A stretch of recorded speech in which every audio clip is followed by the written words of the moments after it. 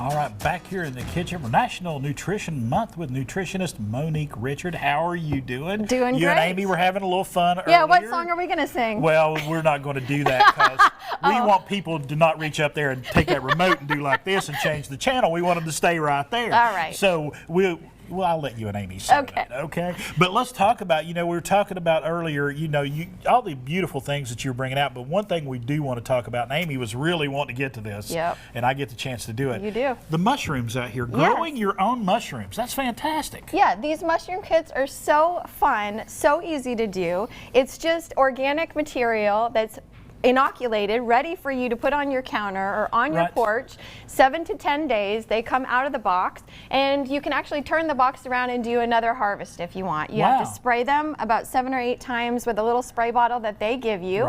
And they're organic and they're wonderful, full of nutrients. Absolutely. And I know a lot of folks around here go out and forage for mushrooms. Yes. This makes life just a little bit easier. It does. A little quicker. Go to your kitchen counter, and then you can put it in a pan and saute it up with some onions and garlic, and there you go. And we were talking about dinner. You want to talk to us about eating dinner together at the table as a family, just getting together instead of, I think for a lot of folks, I know that's this way in my house, is my wife and I will fix a great meal, and then everybody just kind of goes shoo after they get their plate. Yep. So this month's theme is beyond the table. We want to also bring it back to the table, right? Oftentimes we're going through fast food lines, and this is really, really important to understand the impact it has, especially on children.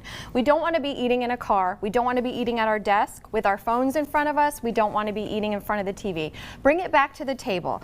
So make it special, right? Even if you light some candles or put a pretty place setting, it doesn't have to be fancy, but it has to be special. And research has shown how impactful that can be to our social bonds, to slowing down and chewing our food, digestion, health, so many benefits. So really bringing back to the table. And beyond the physical health benefits, I think the social, like you mentioned, the social benefits, the mental, the spiritual, it kind of helps with the whole package. Exactly. And it decreases all the things that we just talked about in the other segment. So plastics, chemicals, pesticides. When you're taking into your own kitchen what you're eating and what you're consuming, you have control over it. When you go through a fast food line, you don't have control over how they're making the food or what containers it is delivered in, and that can affect your health and your body. Roughly 70% of meals in America are eaten outside of the home.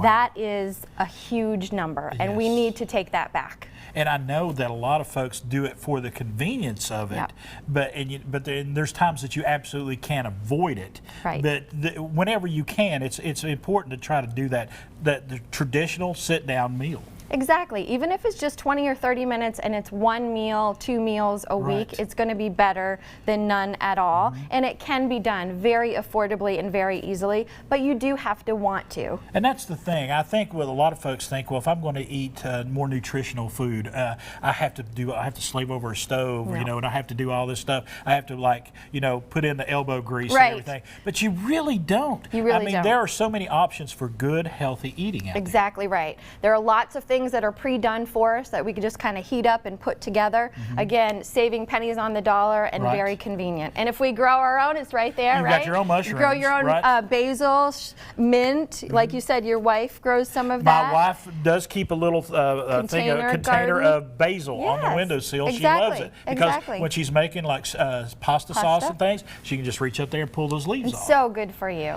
And you can do that with a lot of different herbs as well. You can. And great experiments for kids to keep track of, to water. Wonderful lessons for them. And I know a couple people have the little flower boxes outside their kitchen window. And you can actually plant carrots. You can plant radishes. You can. Small things that you just make a whole lot of difference. Exactly. Especially when you're making a salad. Yeah, and you don't have to have, be burdened about thinking about a huge garden or having enough acreage or anything like that. It can be done on your countertop or on your porch. Great. Yeah. Great information. Thank you, Monique. Thank you. Folks, eatrightrx.com for more information about everything that we talked about here today.